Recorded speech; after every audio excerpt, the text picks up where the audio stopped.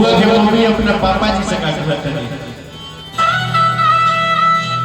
कि राह जली ना टटोके ना सुनार सैयदी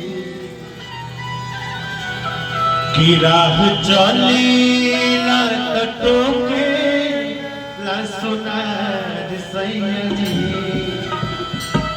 डॉक्टर साहब से कहा था काहे नथिया गढ़वा उधार सैयदी काहे नथिया गढ़वा उधार सैयदी।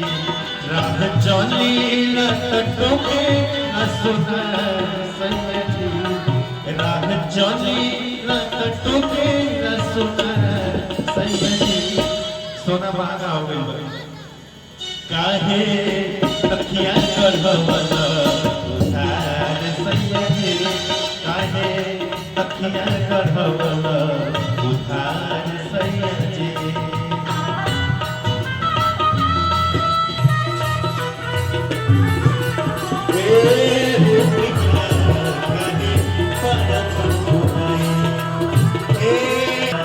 काहे नथिया गढ़वा उधार सैयदी काहे नथिया गढ़वा उधार सैयदी।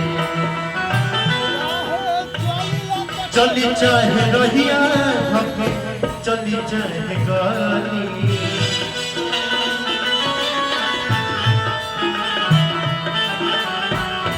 कहेला की हे दे आओ हमर कली।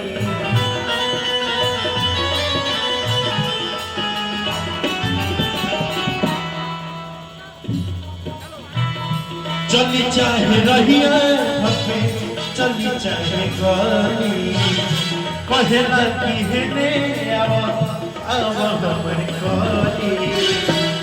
चली करत होई हमारा से प्यार सैयदी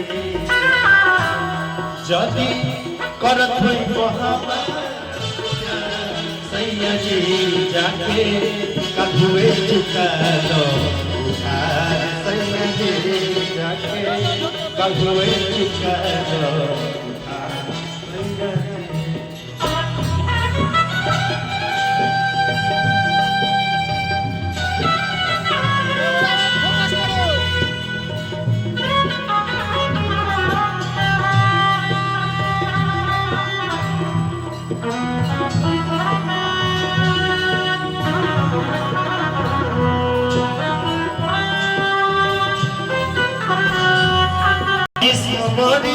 के हम पेट गहना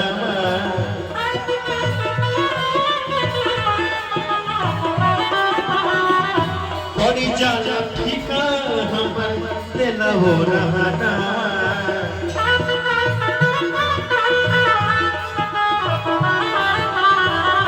सजी सवनी जब पहिली कहना बड़ी जाला फीका हमर दिल हो रहना।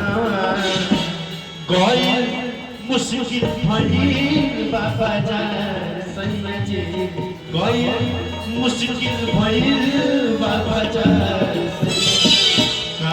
सैयदी राह चली ना टटोके